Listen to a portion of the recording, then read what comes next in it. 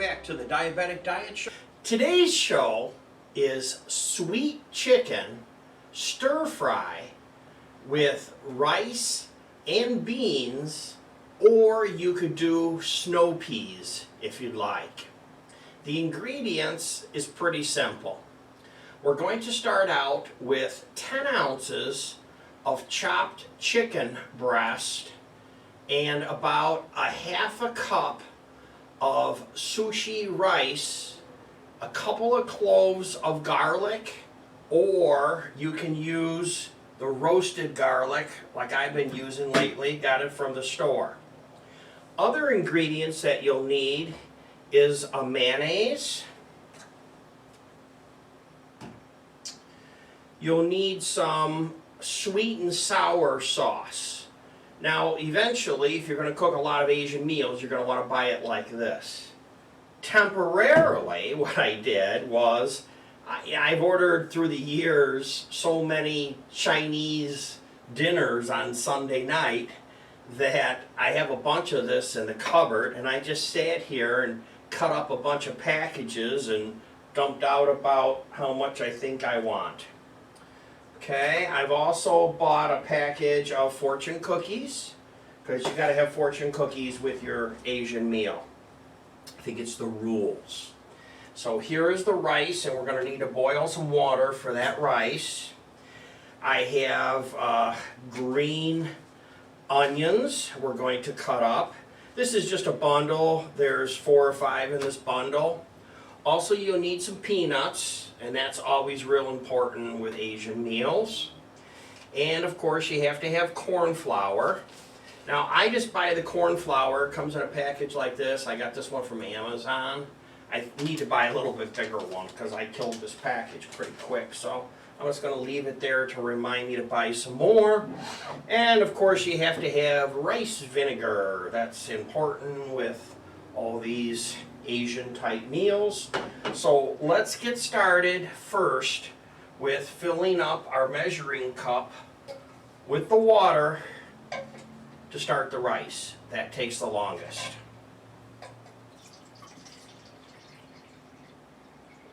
So I have 3/4 of a cup of water.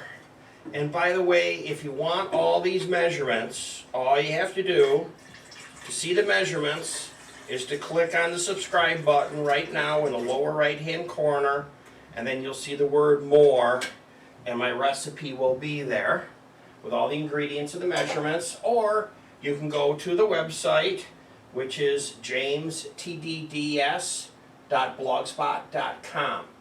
By subscribing, you're going to get in the pool, because as soon as we get to 1,000 subscribers, we're going to start giving away some appliances and some kitchen gadgets and things like that. I'm planning on giving away one of these big ovens. So be the first in the first of 1,000 subscribers. Now for water, I'm starting on the burner with my teapot.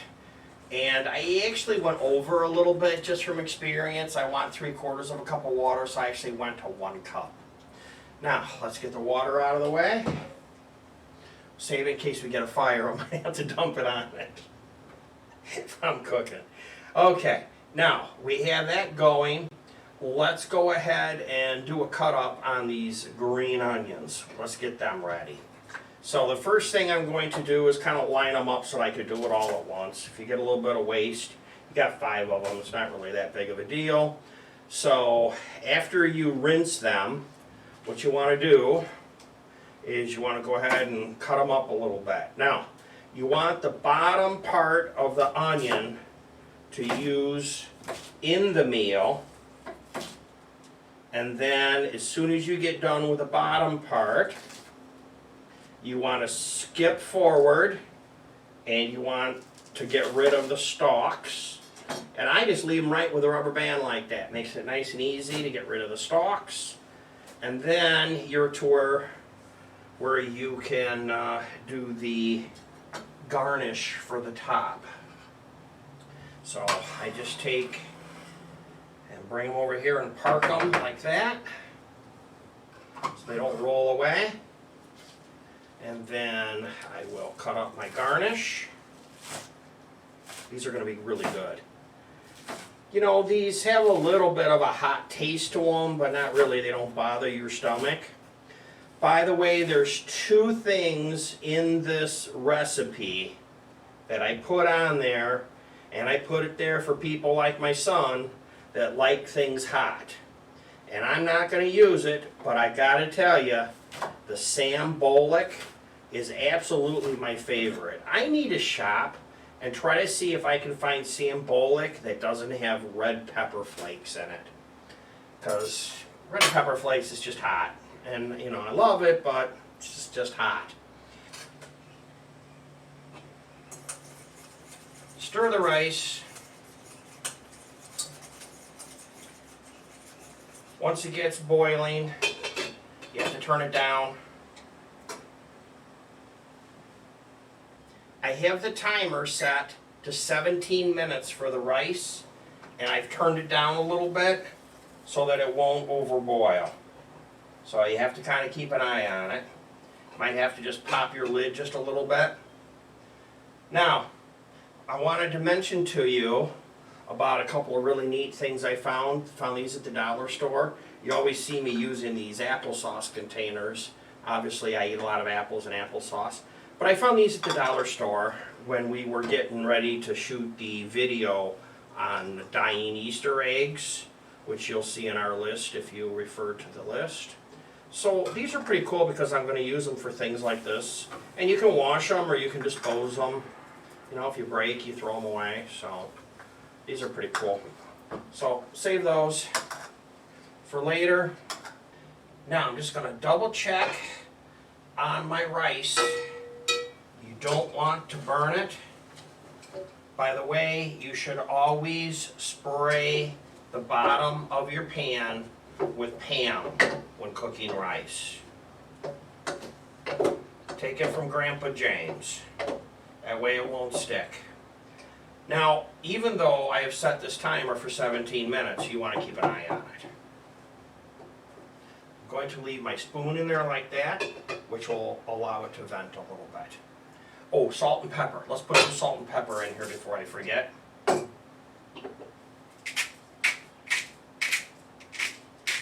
Some days I forget stuff. These are my beans. Salt on my beans. Pepper on my beans. Beans or peas, whatever you're doing for your meal, a little salt and pepper on it. Okay, lid back on it. Now, let's go ahead and try to cut up some of these peanuts and get all this out here in the bowl. You have to kind of just a little at a time here, nice and slow. Rock your knife. Otherwise, these will be shooting all over your kitchen. But this is why they make the knife the way they make it, so that you can do this. And of course, if you want, you can throw them into one of the little food processors. I could probably throw it in my garlic chopper. I have a new video coming out where I'm going to show you, in place of cutting garlic up for supper, you're going to have the garlic already cooked as soon as you bring it home from the grocery store. You're going to cut it up into a chopper or a food processor grinder. And then I have these little trays coming that look like ice cube trays, but there's a dozen holes in it rather than the 6 or 8 that an ice cube tray has.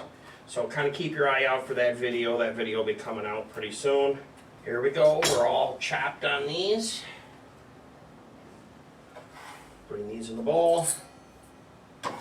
Now, put your Sambal in here. Add any kind of chili sauce, anything you want to put in there. I am going to go ahead and try to scoop this stuff out of here.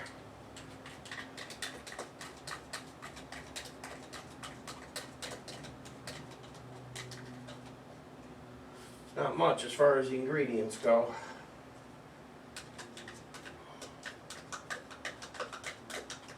but it is delicious. And I'll tell you, that Sambal, I just love it. Just love the taste of it. Go ahead and mix this up. Peanuts, think about peanuts when you buy them. If you're going to cook with them, get them unsalted, and then just add your own salt. That way you're not putting too much salt in.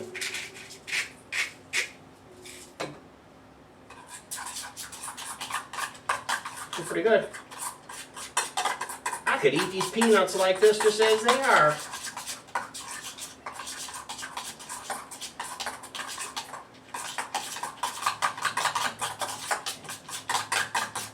And we are all mixed.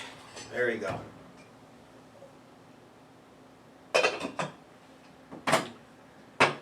This is really smelling good. Let's mix this all up here with the garlic and the green onions. Now, what I'm going to do is go ahead and pull this out of this pan. And I'm going to offload it into this one. There's no easy way to do this on camera and make it look pretty, but it's done. There we go. Now put this lid on it. This will keep it warm for the moment. And we can start on our chicken. So let's go ahead and do that next. Let's go ahead and put some peanut oil in. Just like that, a thin layer. And we'll get that warming up.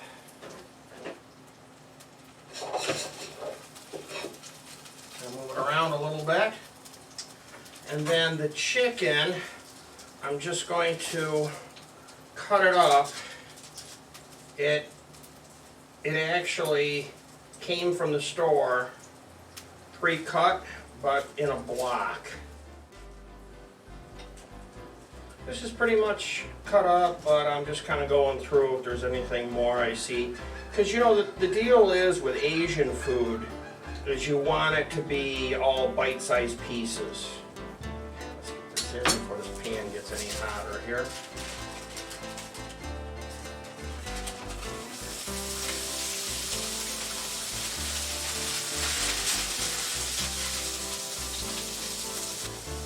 So I just sprinkled my cornstarch on there. Mix this up a little bit here, have that ready to go. I'm just going to stir these around. In the cornstarch. Let's get this marinating here with this chicken.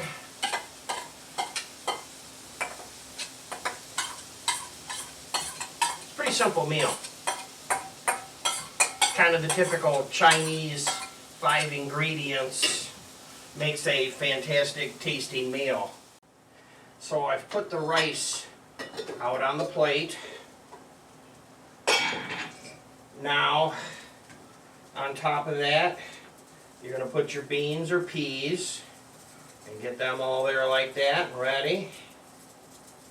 And then your meat is going to go on top of it. So I just use my ladle just to work it out like it's silly putty. Just so it looks like that.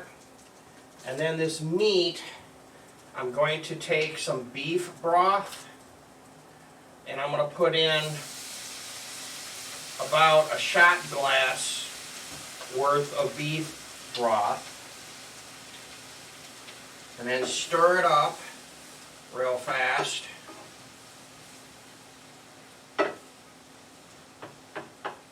And then throw the lid on it and let it come back up to temperature, and it's going to make your meat moist instead of being dried out. And you can do this with anything. If you're cooking pork chops or you're cooking any kind of pork or anything and you don't want it to be dried out, you're at the end of the meal. The meat is almost done. It was 153 when I checked it, and I'm shooting for 165 or above. So this will help to make it juicy and finish the cooking. Now, let's pull this off here. Get rid of this hot lid. Check the meat. Yes, it is over 165. It is all set, ready to go. Not hot. What's nice about these pans, these are the Ninja pans that I bought last year. I just love them. Nothing sticks to them. Easy to clean. If you don't have Ninja pans, you should. I threw away my stainless steel pans. I literally threw them away. I've had them for, oh boy, 40 some years. There we go. Save enough for the second bowl. And for the top, you just sprinkle a little bit like this. And then you call this a done deal and say, that's the meal for today. Thanks for watching. Goodbye for now.